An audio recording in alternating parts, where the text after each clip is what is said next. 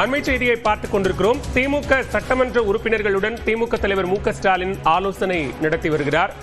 நடந்து முடிந்த சட்டமன்ற தேர்தலில் வெற்றி பெற்ற திமுக சட்டமன்ற உறுப்பினர்களோடு திமுக தலைவர் மு.க.ஸ்டாலின் தற்போது திமுக தலைமை அலுவலகமான அண்ணா அறிவாலயத்தில் ஆலோசனையில் ஈடுபட்டு வருகிறார்.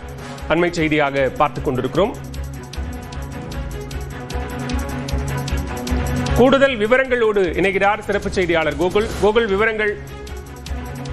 திமுக சட்டமன்ற உறுப்பினருடைய ஆலோசனை கூட்டம் திமுக தலைவர் மு.க.ஸ்டாலின் தலைமையில இன்னும் சற்று நேரத்தில் அண்ணா அறிவாலயம் கலைஞரங்கத்தில் தொடங்க இருக்கிறது.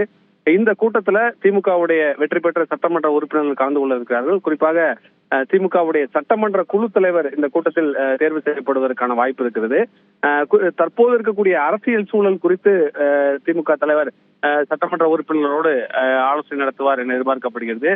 குறிப்பாக பெரும்பான்மை இல்லாத ஒரு சூழல்ல தமிழக வெற்றி கழகம் ஆட்சி அமைக்க முடியாத ஒரு சூழல் இருக்கக்கூடிய இந்த நிலையில திமுக மூத்த நிர்வாகிகளோடு ஏற்கனவே திமுக தலைவர் தனிப்பட்ட முறையில ஒவ்வொருவராக சந்தித்து கருத்துக்களை கேட்டிருந்திருக்கார். இந்த நிலையில வெற்றி பெற்ற சட்டமன்ற உறுப்பினர்களோடு இந்த கூட்டத்துல முக்கியமான ஒரு ஆலோசனை நடத்துவார்கள் எதிர்பார்க்கப்படுகிறது. இந்த கூட்டத்தில் அடுத்த கட்டமாக திமுகவுடைய அரசியல் நகர்வு எவ்வாறு இருக்க போகிறது என்பது குறித்த ஒரு முக்கியமான முடிவும், அதே நேரத்துல சட்டமன்ற குழுவாக தேர்வு செய்யப்படக்கூடிய தலைவர் தான் அடுத்த கட்டமாக எதிர்க்கட்சி தலைவராக செயல்பட இருக்கார். எதிர்க்கட்சி தலைவராக அவர் செயல்பட்டால் இது எந்த மாதிரி ஆட்சி அமைய போகிறதோ அதற்கேற்ற போல ஒரு வியூகத்தோடு எதிர்க்கட்சி தலைவர் தேர்வு செய்யப்படுவார் என்ற ஒரு தகவலாம் சொல்லப்படுகிறது. அது குறித்தெல்லாம் ஒரு நீண்ட ஆலோசனை நடத்துவதற்கு இன்றைய தினம் வாய்ப்பு இருப்பதாக சொல்லப்படுகிறது. பாலா,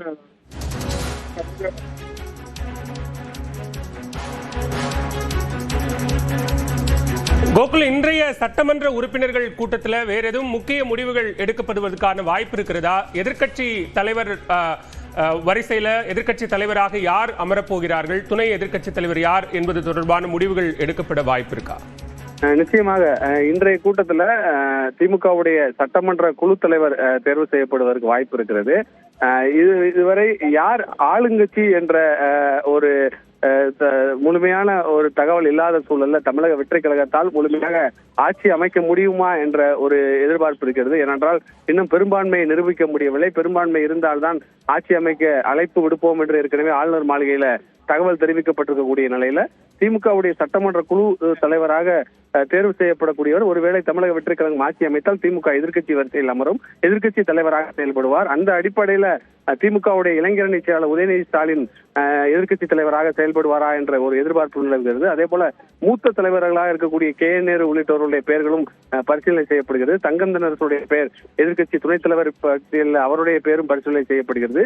இது போன்ற ஒரு நீண்ட விவாதம் பின்னர் தான் இன்றைய தினம் சட்டமன்ற குழு தலைவர், துணைத் தலைவர்கள் மற்றும் சட்டமன்ற கொறடா தேர்வு செய்யப்படுவார்கள் என எதிர்பார்க்கப்படுகிறது.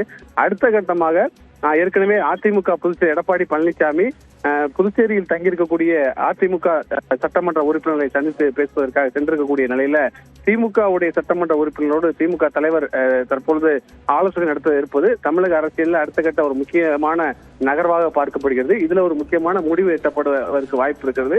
சட்டமன்ற உறுப்பினர்களுடைய கருத்துக்களையும் திமுக தலைவர் கேட்பார் என்ற தகவலும் வெளியாகிறது. எதிர்க்கட்சி வரிசையில் திமுக அமர்ந்தால் எதிர்க்கட்சி தலைவர் விஜய் முதலமைச்சராக இருந்தால் அவருக்கு இணையாக இருக்கக்கூடிய ஒரு தலைவராக இருக்க வேண்டும் என்ற அடிப்படையில உதயநிதி ஸ்டாலின் இளைஞரணி செயலாக இருக்கக்கூடியவரை எதிர்க்கட்சி தலைவராக தேர்வு செய்யப்படுவதற்கான வாய்ப்பு இருப்பதாகவும் தகவல் சொல்லப்படுகிறது. விவரங்களுக்கு நன்றி கோகுல். தொடர்ந்து அரசியல் களத்தினுடைய அடுத்தடுத்த நகர்வுகள் குறித்தும் நாம் முக்கிய செய்திகளை பார்த்துக் கொண்டிருக்கிறோம். ஒரு சிறிய இடைவேளைக்கு பிறகு தொடர்ந்து பார்க்கலாம்.